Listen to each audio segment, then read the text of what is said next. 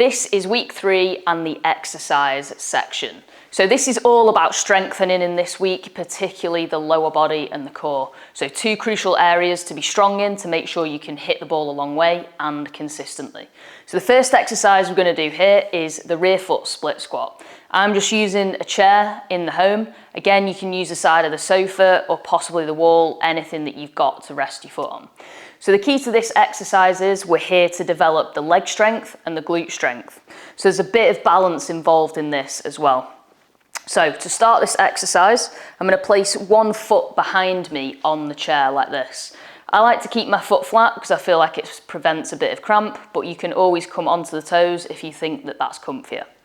Then we take the other leg out in front. There's a bit of trial and error in position with this, so if you're here too close, it's off balance. As you can see, I'm a bit wobbly, and if you go too far, there's too much space in the hips and the knees don't quite make the same movement. So it's just about finding roughly that middle ground. And all we're going to do is try and lunge our way down, keep steady and balanced, and keep roughly facing forwards. So it looks a bit like this. Wherever you want to put your hands on the hips, out in front is also fine. So you're going to drop yourself down into the lunge position here, maintaining the knee coming forwards, and this knee here will bend behind you. All the load is in this quad and in this glute, and I'm going to push straight back up.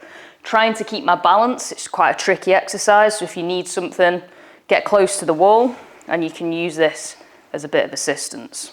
So it's a drop down, as low as you can go, drive it up strong. If you think this is too easy, you can always carry some weights here and load this position a little bit more. To advance this exercise, once you practice this and you've nailed it, we'll bring a little bit of rotation into this. So I'm just going to use the foam roller again as a bit of a prop, and all we do is add an element of rotation to make this a bit more difficult. So same foot positions here.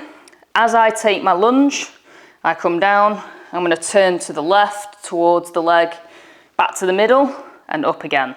And if you think you can make that as one movement, we go down and up with a little bit of speed. So exercise number 2 of week 3. This is the side plank with rotation. So the purpose of this exercise is to create some core stability, challenge the strength of the core, and also implement some rotation into that, exactly like we do in the golf swing.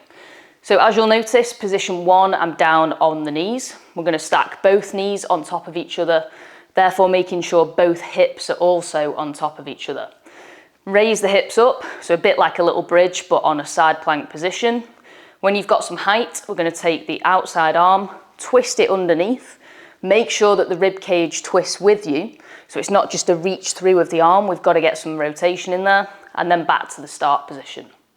So in order to make this exercise harder, you'll see in position 2, I'm in the full side plank position. The purpose is exactly the same, but with the feet extended, it means there's a bit more of an angle in there and it makes this exercise harder. Give them a try.